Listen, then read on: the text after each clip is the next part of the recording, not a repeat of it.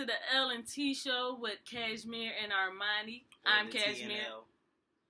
I'm Cashmere. Armani. And this is where we debate, mediate, and educate. So today we're going to start off with the beef between the lesbian community and the trans community. And specifically, the stud and butch lesbians and the trans men. Yes. I feel like we're the perfect ones to talk about this. Because I am a lesbian. And I identify as a trans male. So, should I say I identify as a lesbian? You say what you want. Anywho. It's your show. It's our show. It's your show. Now he don't want to be a part of it. Anywho, so, let's start off with the beef. I personally think it's a beef because trans men are taking over.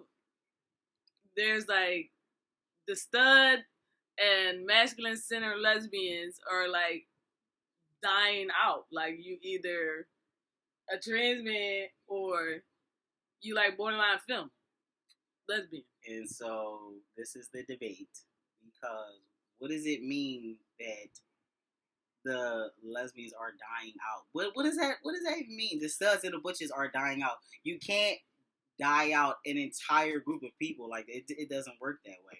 What it is, or what I believe it is that it's taken so long for the trans men to truly live their truth. Mm-hmm. And so they felt safe in hiding within the lesbian community as butches or lesbians. Okay.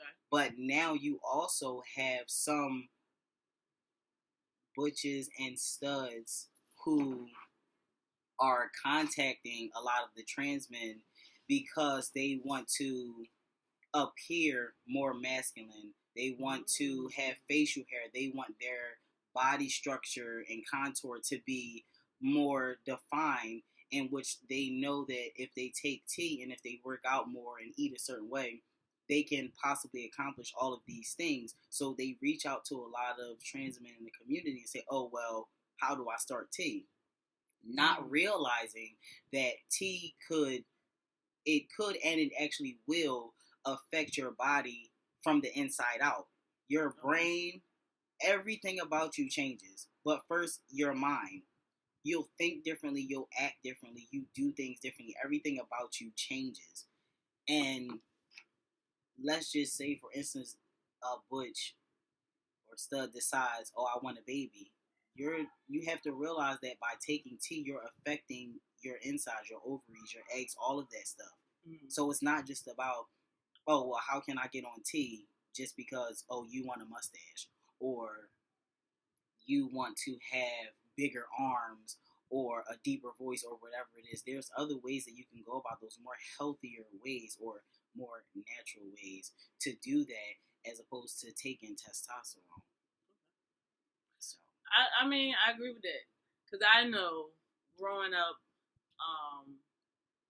it was like a thing. Like either you, so it was always either you were femme, you were butch, there was like AGs and a few other, right, a few other ones. And it was like either you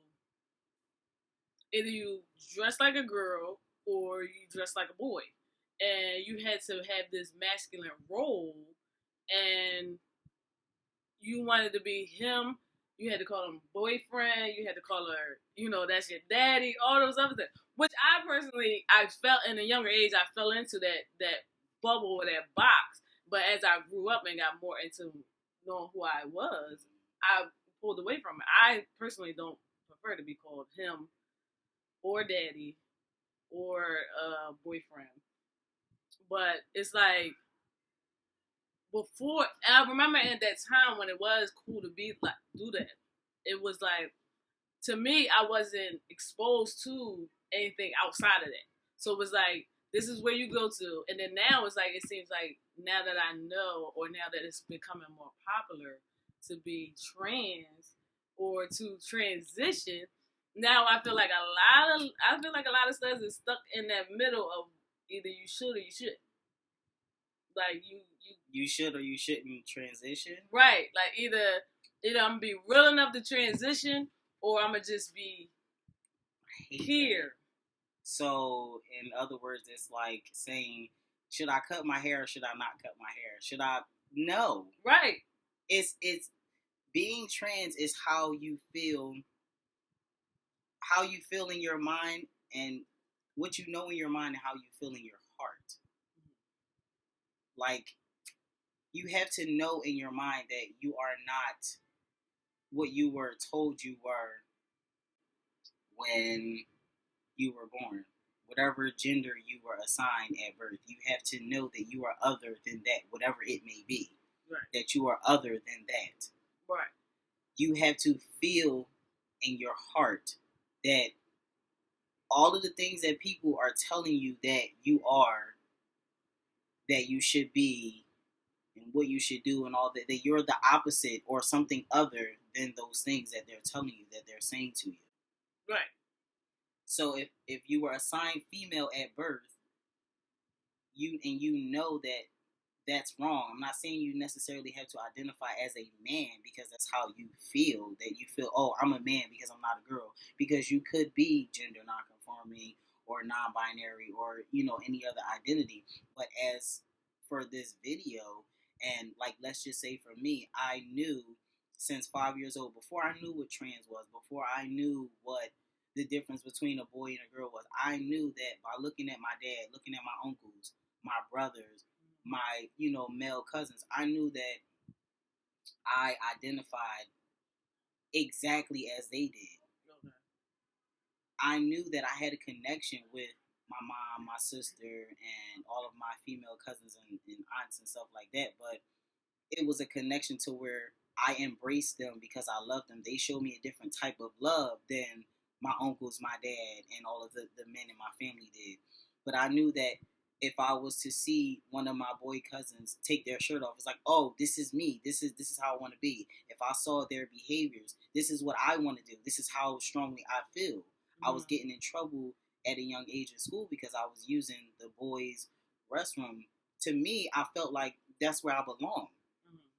So why am I being, penalized for these behaviors that I feel like if these other boys can do it, why can't I? It right. wasn't until I grew older and hit puberty at 11, it was like, oh, so maybe people telling me I am a girl is right because now I hit puberty, have a period, start growing breasts and all of that. So it was like, oh. But then even then I'm still like, but this is wrong. Mm-hmm. So back to the beef. Do you think because now I'm starting to think it's more of how other people view it. Like, as far as, like, say, feminine women.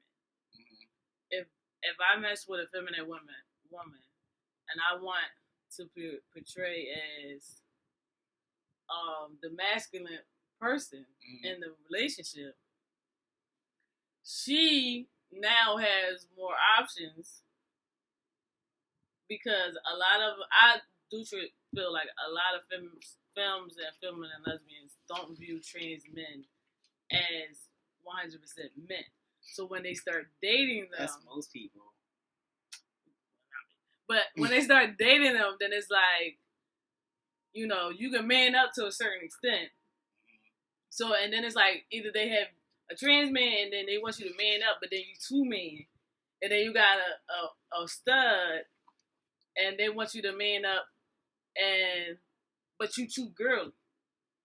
God, yeah, I go through that, especially not being super masculine. That's what I was thinking. But yeah, not being like hyper masculine and like super buff and all of that stuff.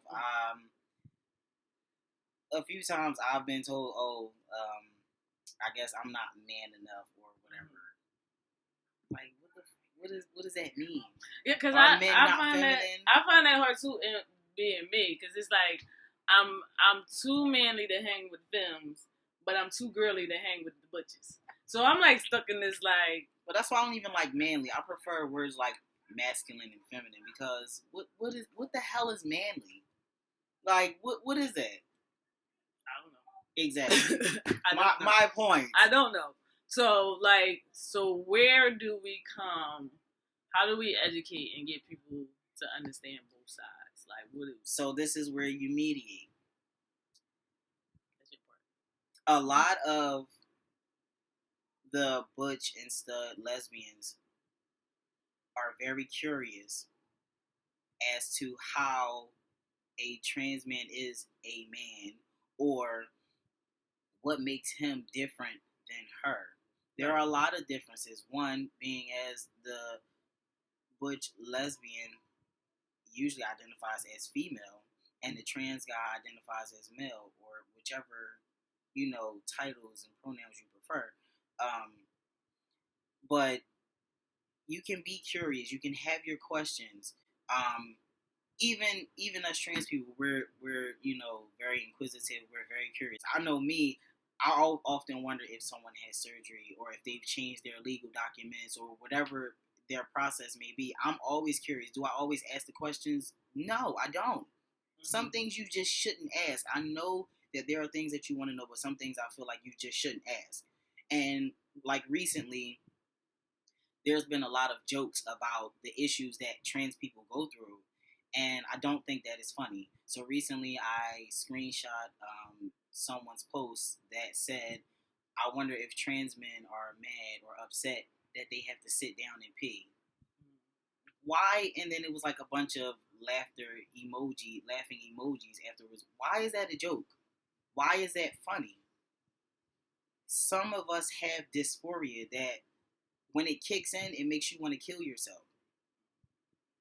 Like, there's a lot of things that you just shouldn't laugh about, that you shouldn't joke about.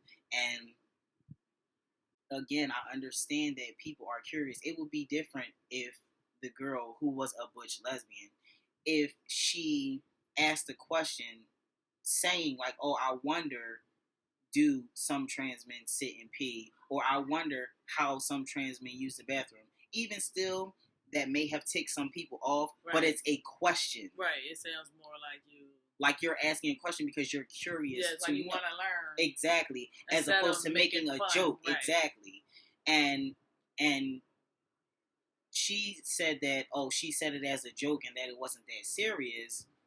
And then after I screenshot and so many people commented on everything, she goes on to say that she's supportive of the community and it was just a joke. And then right after that, she makes a post, I know not to never post anything about trans men because they're crybabies. Again, that's so that she didn't learn anything. Exactly. Why? So now you're attacking us. First you make a joke and now you're attacking us. Mm-hmm. Again, with the dysphoria, some of us are very feminine or very soft and not super aggressive or hard, or whichever words you want to use. So by someone saying something about us being crybabies or we're too soft or not man enough or anything, that bothers a lot of people. It can strike a nerve. Everybody is entitled to say whatever they want to say. You can feel however you want to feel. That's perfectly fine. But when you put things like that out into the world, people have the right to say how they feel, about what you said or what you posted or what you did.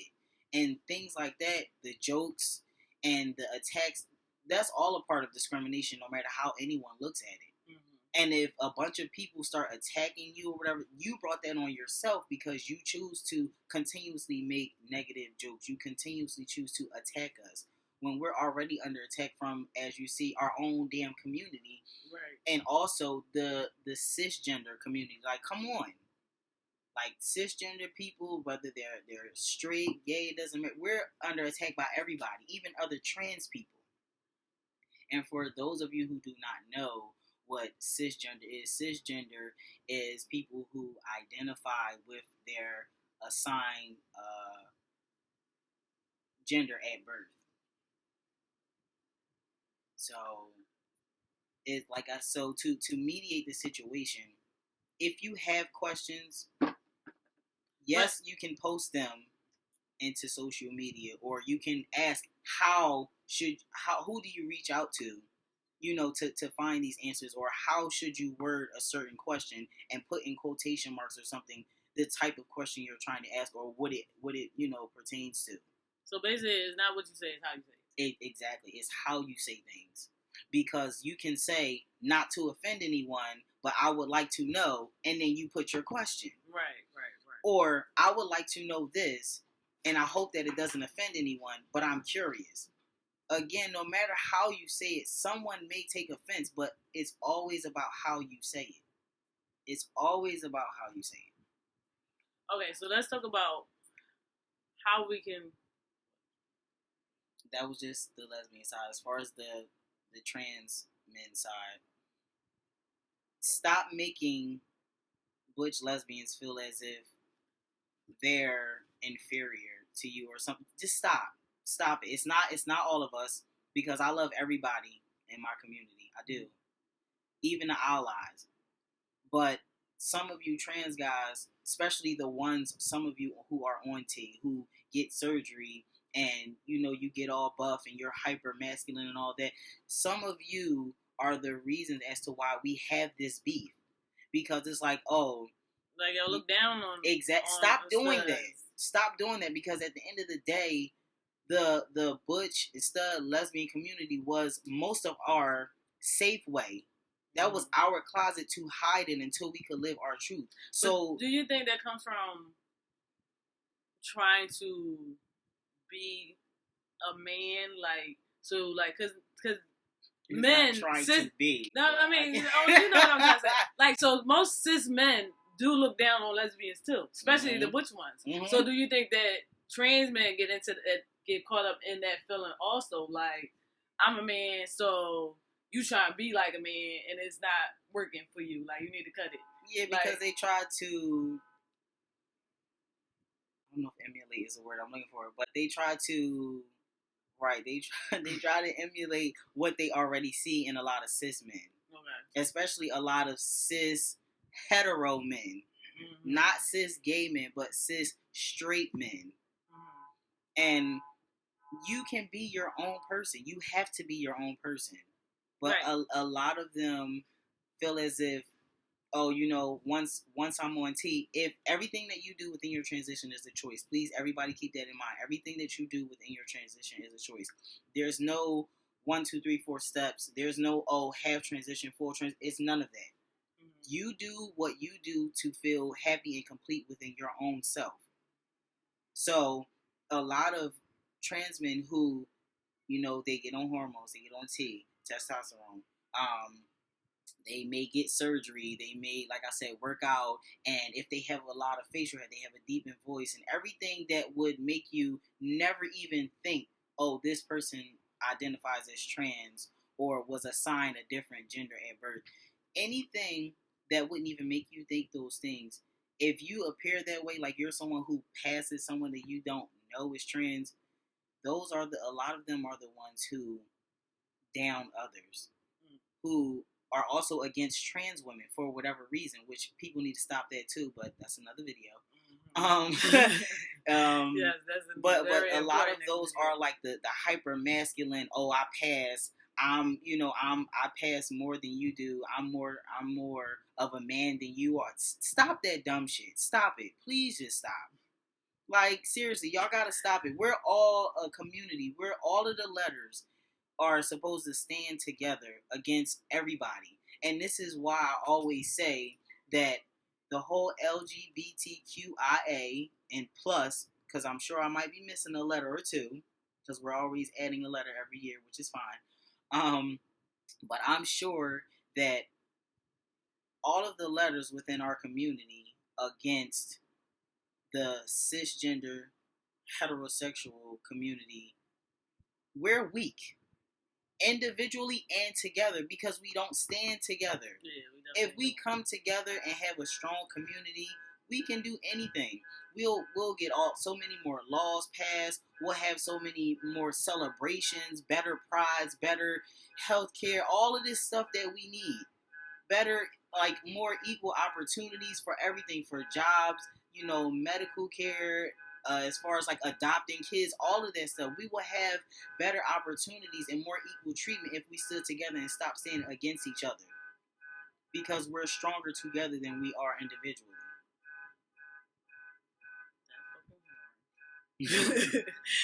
So somebody out there letting their car go off because they being smart ass. That's okay. Yes. You see the devil? Do you see the devil? That's okay. Let's start with the educating part. As all of this was already educational. Right, but let's dig out the points. So, one, you made a really good point about us being a community together could be stronger if we were a unit. Mm-hmm. And that is very important. And I think in order for us to get things that's trying to get passed out in the world and all that other stuff, it has to start within the community. That's right. I think this is important why we're doing this video. That's right. To bridge that gap. Start by opening up and being open to people asking you questions. Don't automatically be offended as soon as somebody say, "So is you trans? Are you trans?" Like, you know, it's not a bad thing. It's your gender identity. Right. It's not bad. I mean, I know you don't want everybody all in your business all the time, but sometimes people do really want to be educated and not trying to come at you as being like smart or shady or nothing like that. So I think everybody collectively need to be open and ready to have these conversations. Yep. Like, I remember first meeting Armani a couple years ago and not even knowing that he was of trans experience. And it kind of threw me for a loop. But he has been my go-to person to learn everything that I have learned. Because I'm open. Yeah, and I can actually ask him questions like, so, can I say this? Without me getting offended. Like, so can I ask if you don't, like, is you just got on the shirt today or no? Like, is you bonded today or not? Oh my God. Like, and everybody needs to have that one friend. Like, find that one friend. Be that one friend. Like, be open. Like, people, I mean, Armani asks me stuff about lesbians, too. That one friend that, even though they're of trans experience, they do their own research. But and then it's not just about trans either. You have to have that one friend as far as every part of the community. Right. Because I can't talk about so many things about being a lesbian or being a gay male or whatever. We all have to have that one friend that represents, each letter. But also, some people, like, I know other trans guys, and it's never to down my fellow trans guys, but there are some trans guys who have given me bad advice, who have tried to belittle me, who are not as open as I am, because some of them are stealth, which in other words, stealth is like to not necessarily hide the trans part of your label, but it's like you don't identify with the trans community at all. You don't talk about it. Nothing about you says trans or whatever. So some people are stealth, which in the lesbian and gay part of the community is like kind of like being in the closet again. You're not hiding it. You just choose not to identify with it. Right. So yes, we all have to have that one friend, but it has to be that one friend that has a lot of knowledge. No one person has all of the knowledge, but someone who has a lot of knowledge, someone who is more on the positive side, someone who is out to educate you and themselves and the other people around them. Right, that comes with the second part, like, be that friend also. Right. Like, allow people to come to you with questions and be open and give them honest and non-biased opinions and answers. Like, don't just always come off of your emotions. Like, understand, like, tell them, like, lead it with, like, in my experience, I have. So they can't be like, well, all trans men are like that. All lesbians are like that. All gay men are like that. That type of thing. So that is one way where we can start. How else can we do it? We're on the educating part. Be inclusive of everybody. Be inclusive. Like, there's a lot of, like, say for instance in Philly, there's a lot of lesbian stuff, and they have a lot of lesbian events, or they have a lot of events in general where they only want lesbians, but they won't specify that. So if a trans woman, for example, goes, it's like, oh, well, she's not a real girl. What the hell does that even mean? Right. That's not being inclusive. Yeah. She's a woman just like you is, and she might even be a woman of trans experience who is a lesbian. Yes. You have to be inclusive. You have to be inclusive. You cannot halfway do it. Oh, we're going to have a community thing, but it's only for lesbians. Or we're going to have a community thing, but it's only for cisgender lesbians. You cannot do that. You have to stop doing that. Everybody has to be inclusive. Or, again, with some trans guys who pass more, who look or are more masculine, you have to stop being less inclusive of those trans guys who are more on the feminine side, or whose dress code is sometimes feminine, sometimes masculine, sometimes a little bit in between, sometimes you don't know. Stop. You have to be more inclusive. Everybody has to be inclusive. A lot of these gay cisgender men are sometimes not inclusive of trans men. It's like everybody at some point or another is not being as inclusive as they should be. You have to be inclusive. How can we get somewhere if nobody is being inclusive of everybody? Right. You can't say it's a community thing and you only want 1 or 2 letters. It doesn't work like that. If you're going to be inclusive, it has to be inclusive of everybody. Unless it's a specific type of event where, okay, this is a lesbian, specific fundraiser. Cool. This is a trans specific fundraiser. Cool. That's different. But if you say it's a community thing, it should be inclusive of all of the community. Everybody under that rainbow. All the letters. Yeah, like you have to be inclusive. So you have to be open to answer questions. You have to be willing to answer some questions. If you're not the person with the questions and you're someone who people go to for some of the answers, be open with at least answering a few of their questions, because people don't know how to respect us and how to support us if we don't tell them. Yes. That's another thing. That was another thing when I said earlier, like, you can't be so offensive also. If they do know better, they would do better. That's my motto all the time. So if I don't know, if I come up to you and say, hey, excuse me, miss, and you say, I ain't no fucking miss, like, how am I supposed to know? Like, but unless you say, please don't call me miss, I go by he, him, and then I'll know. Right. You can't chop somebody's head off, especially if they don't know you from the gate. And, I mean, just calmly correct somebody. That brings me to how I teach my mom and, a lot of my family and just people around me, that if you see someone, don't give them a pronoun based off of their clothing. Mm-hmm. Don't do that, because 9 times out of 10, you're wrong. Right. And I had that happen to my aunt. She was talking to somebody, and he kept trying to tell her that she was misgendering. And she's like, no, that's my niece. And he's like, no, you shouldn't be like that. You're misgendering. You're misgendering them. And I'm like, Arlene, you were right. I am your niece. I go by she, her. Right. Feminine pronoun. But you dress masculine. Right. People automatically assume, exactly, especially hanging with you, like, they just think that I'm just this boy toy. Oh my God. Well, maybe you are somebody's boy toy. Anyway. I don't want to be anybody's boy toy. They don't know that. Well, ask me. Y'all I don't want to be anybody's boy toy. Put all your questions, fine. below, because we know y'all got questions. Yes, we're going to say that at the end. We have to say that at the end.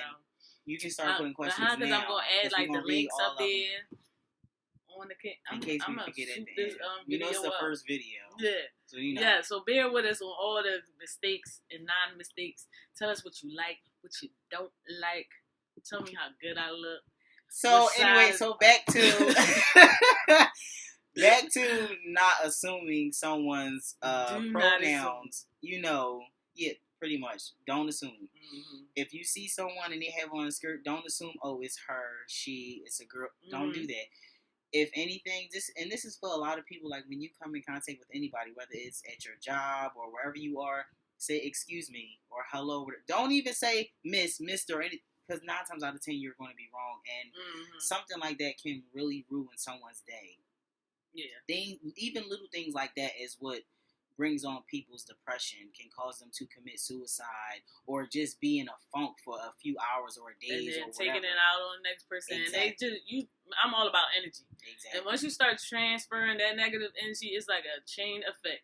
If he in a bad mood, I'm in a bad mood too. We sitting in this room in a bad mood together, and then we gonna be on this video showing all bad moods, and then you watching it, you gonna be in a bad mood. Then you gonna pass it on to whoever you come in contact with. They gonna be on a bad mood. Now we just got a whole city or state or world of bad mood, and we don't need that. We don't need that. So always go with good energy, and don't assume. Yeah. So don't assume. Be inclusive. Ask questions. Be open to answering questions. And ask how you can help. Yes. Ask people how their day is going. If they need help with anything. You know, that can go a long how way. Their mental is. Just a hello. Right? Are you okay today? How you feeling? You need something? Can I do this for you? Yes. Be kind to people. Jeez, gotta have that love. Please. Just gotta be have nice. that love. You'd be surprised at how much a simple like motivation post, just a smile at somebody sitting across from you on the bus, how far that can go in somebody's day, like in somebody's world. Period. Like people, you never know what somebody's going through. So it is important to be kind, spread positive energy always, and be understanding and open. So again, this is the T and L. Oh, the L and T. I thought we agreed on L either and T. One, T and L, yes. L and T. You know, Cashmere, Armani. Either one is fine. As always, continue to shine. I'm Armani. I'm Cashmere. Join us next time as we debate. Oh, debate. Mediate. And educate.